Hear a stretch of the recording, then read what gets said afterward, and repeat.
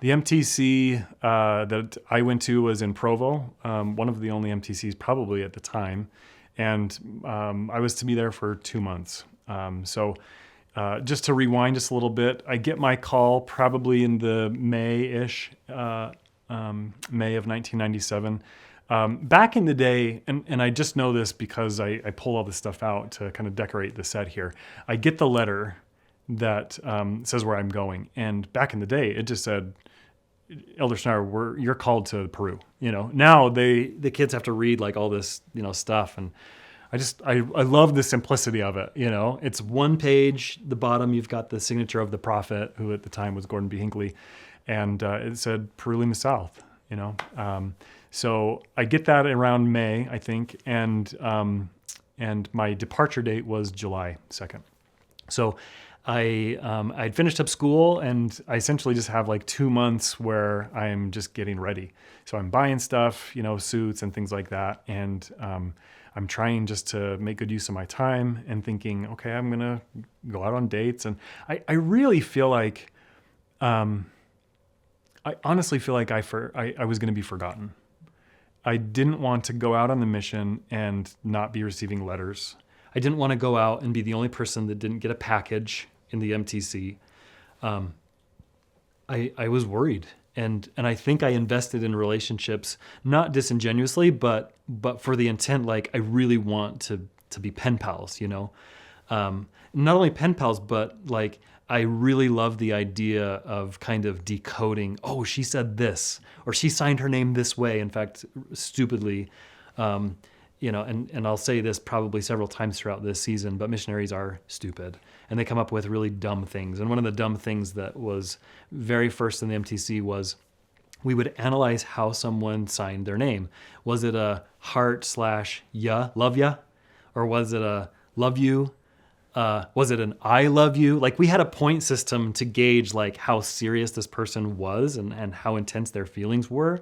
So if you got an I love you, like the whole district was like, yeah, all right, but if you're getting a love ya from a bunch of people are just like, oh, you have surface relationships, or you don't have a girlfriend or something like that. So anyway, just a dumb little detail.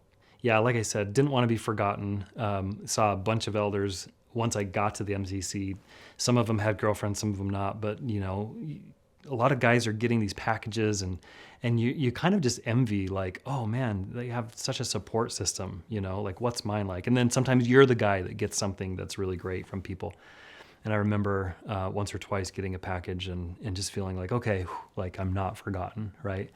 It just doesn't, it underscores the idea, like back then we went at age 19, and I just, as I look at video and as I read my journal, like that was old enough, but still super immature. Like I'm still trying to figure myself out, right? Showing up at the MTC, back in the days, you'd watch a video. You were there with all the families, all the missionaries. You'd watch a video after having gone to the brick oven in Provo. Like we saw tons of missionaries that were eating pizza there, then soon to be dropped off. But you'd go into kind of this large theater area, watch this. Back then it wasn't old, but it's sure dated now. You can see it on YouTube. You'd watch the video, everyone cries, and then the parents go out one door, the missionaries go out the other door, and all the new missionaries have an orange dot, which I think they still do.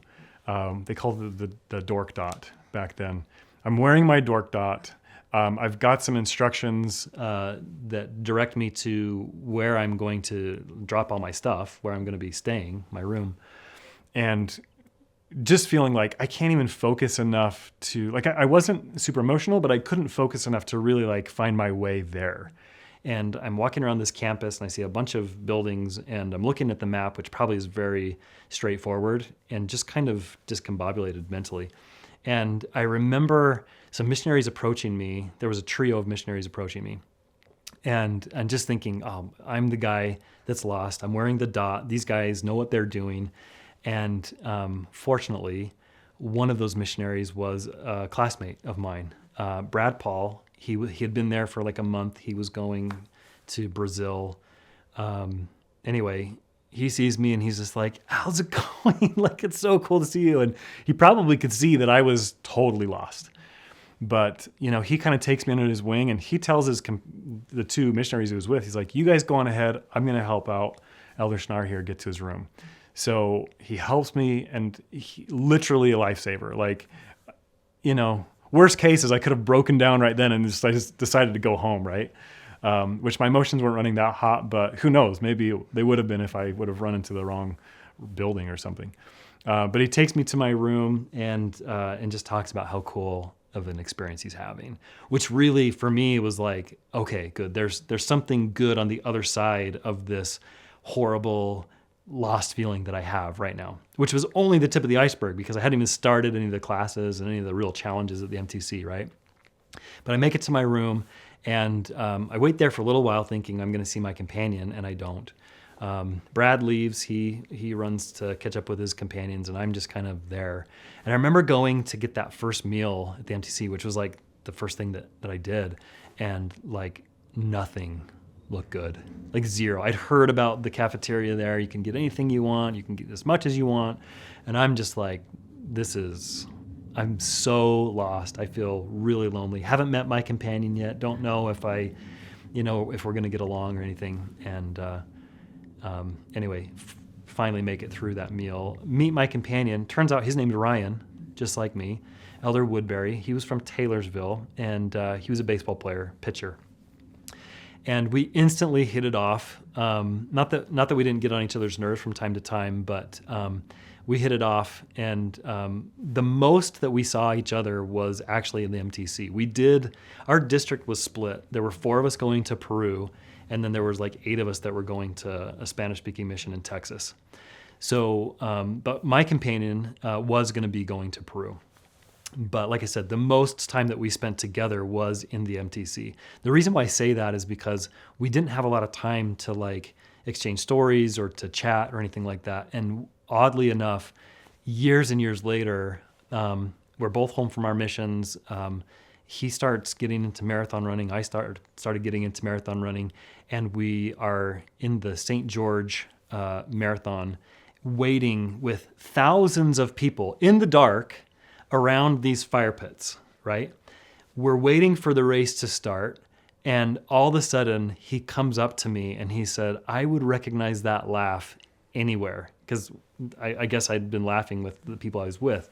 He said, I recognize that laugh anywhere. And he sought me out and he's like, how are you doing? And we had this moment that was really cool. Another time that I ran into him much, much later was when the Saratoga Springs Temple opened. By now we don't look the same. We don't have the same amount of hair, all this stuff. But I see him, he's volunteering. He lives close by in Saratoga Springs apparently. And anyway, just really cool, those moments where like he and I have been able to cross paths, like not at a mission reunion, right? So anyway, the other thing that I would share about Elder Woodbury is he was a great example, and he treated me, he was so kind to me. One day he was not feeling well. And I share this experience often with the young men in our ward. He wasn't feeling well, and he's like, hey, Elder Snarr, could I get a blessing? Well, I'd never given a blessing before, ever. Here I am, 19 years old. I just received the Melchizedek priesthood before coming out, and I didn't know what I was doing. And of course, there's a handbook of instructions to kind of tell you what to do, but at the same time, I'm super, super bashful about doing this. But he asked me, hey, could I get a blessing, sometime today? And I was like, hey, what's going on? And, I told myself that he was kind of just describing a sniffle, right? Like, oh, that's not a big deal. Like, just, wait it out a little bit. We'll see how you feel tonight, right? Anyway, I just kind of kicked it down the road a little bit and never gave him the blessing. He never brought it up again, but I just feel like, man, why didn't I take the opportunity to do something like right out of the gate, right? I should have, I could have, right? It turns out the first time that I ended up giving a blessing was just being thrown into things. I am in the mission field in Las Vegas. I'm waiting for a visa. And my companion and I are visiting someone who they need a blessing. And he's just like, okay, I'll anoint and I'll have my companion give you a blessing in Spanish. And I'm like, oh, this is not going to happen, right? anyway, somehow I limped through it. But those are just some of the uncomfortable things that you go through as you start, and there's no way around them. You just got to go like right through them, right? So some pretty interesting and fun memories there. The food did get better in the MTC. Once you kind of know who you're with, it's like just everything seems better. The quarters that you're staying in seem better, and your schedule seems better. P-Day seemed better. I remember loving to play basketball on P-Day. I felt like if there was a pinnacle of like my basketball skills, it was there, because you'd see kids that they were the high school star wherever they were from around the country, around the world, really. And some of the kids you knew played for some pretty good colleges, and you're just playing pickup games, and I'm just like, I'm getting in that line, and I want to show up. I want to see if I can play with these kids, and I felt like I could hold my own, right? So those were fun memories to have there. The most substantial memories, and probably the ones that the most worthwhile to share, were the class schedule. I'd never been in classes that long all the time. And of course, I've got language classes, and then we're also learning how to teach the gospel. And then there's times where you're reading the scriptures. And I'd read the Book of Mormon, I'd read scriptures before throughout my seminary years, right? Probably reading every book at least once. But I didn't have a relationship, not the relationship that I have now or the one that I wanted back then. And I remember specifically, I'm sitting in my class and I'm reading, and I'm getting past the intro chapters that I had read several times, right? Because you start the Book of Mormon, you give up, and then you start again, right? I'd read those several times, and I'm getting into some uncharted territory a little bit. I'm reading in Omni, and there's a verse. Omni is a book that has 5 authors, and one of those authors writes one verse. And I'm just reading it going, Chemish, why did you only get one? You only decided to put one verse in here, or maybe you put more, but they were all edited out or something. I don't know, but there's just one. And I read it with this idea that every single one of those scriptures had some meaning. It was really important that was there. And I'm not here to say that I know what that was for Chemish, but what that did for me, especially within that Book of Omni, is it helped me to slow down a little bit and to start reading the history, and then discovering that the Book of Omni is really like a roadmap for the rest of the book, because it starts to describe, well, this is where these people went, and then and it tees you up to understand that it's not a linear book, it's not a linear story. Like there's some flashbacks, right? I didn't know that before getting into the mission, and so I definitely remember that experience reading Chemish's verse and just going, there's something here in every single verse, and I should look for it, right? Later on in that same reading, I come across Alma 47. And, up to that point, I was revisiting old scripture stories that I knew. I knew about King Noah, I knew about Abinadi, I knew about Ammon and him chopping off the arms of all of these, Lamanite thieves. I knew those, and I'd gone through those, and I'm making new notes and highlighting scripture. I get to a chapter, and then all of a sudden I'm reading this vivid story that I'd never really captured before. And it's about Amalickiah. And I read this and I'm just like, if this isn't the most wicked guy ever, he's using all of these tactics to get people to trust him, and then he ends up killing them, and then he's in this position of power, and then he ascends to this position of power, and then ultimately he kills someone, the king, and then he marries the king's wife. And so I'm reading this and I'm just like, this has been here the whole time? What have I been doing? I've missed it every single time, every reading, every Sunday school class. I've missed this. Those were some of the prominent stories that I remember that really just helped me realize this book is so rich, and you're going to have a great opportunity to become familiar with this book. Now, I wish that I could say that I had that slow mentality.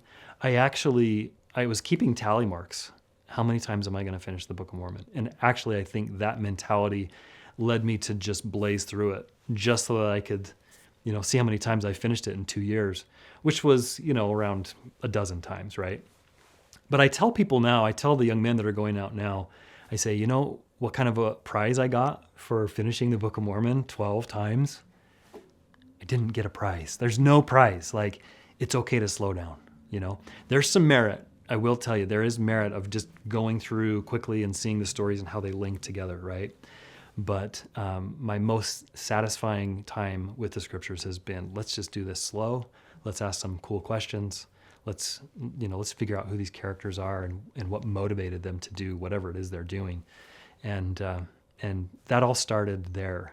But it started slow, and then it's taken me, 20 plus years to figure out, how I enjoy doing my reading now, and I'm sure it will continue to evolve. So anyway, so that was great. Learning Spanish was a challenge, as one would have expected. I took Spanish up until my sophomore year of high school. Getting to the MTC, there was a lot of familiar words, but as far as it coming out of my mouth, definitely wasn't happening.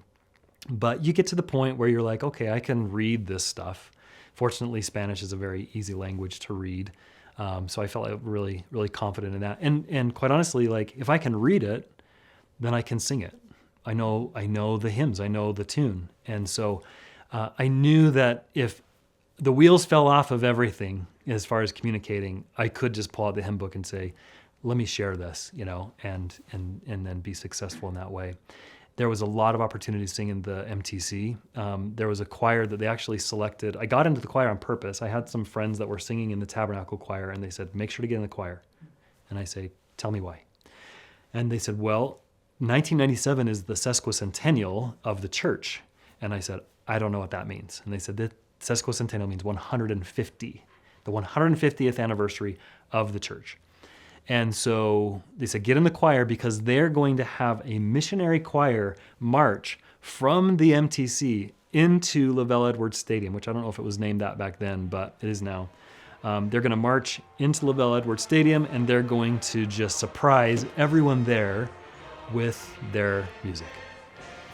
And so I did. We sang a couple of times, and then, of course, we prepared for that event, which was around Pioneer Day, probably.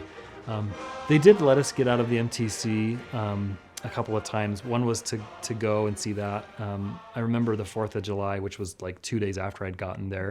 And they're like, hey, go check out the Stadium of Fire, and thinking this is the worst thing you could do for us. Here we are, wishing we could be with our friends, and now we're just a bunch of dudes watching fireworks from 2 miles away. Not cool. So my time in the MTC, like I said, was supposed to be for 2 months, and I get a call. We're all kind of keeping our eye on the calendar. This week we're leaving. Well, 2 days before we're supposed to leave, I get called to the travel office, and they said, we do not have your visa secured, and so you're going to need to wait a little bit longer to go to the country. But we are sending you tomorrow morning, bright and early, to wait for your visa in the Las Vegas, Nevada mission. And I was instantly thrilled because I was like, oh, I get to leave early. But I was also like, but I'm not going to, I'm supposed to go to Peru. You don't understand. That's where I'm supposed to go. My neighbor's there. He's waiting for me. My other friend, Elder Salmon, he's there.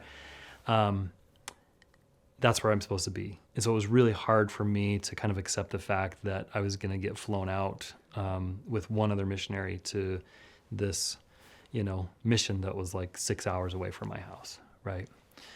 So that was my end, the MTC, and kind of the end of the MTC chapter. So I hope I've remembered the stories that are meaningful. There's episode 1 for you. Okay, what did we lose back here? Oh, that plaque fell. I knew that was going to fall. That's all right.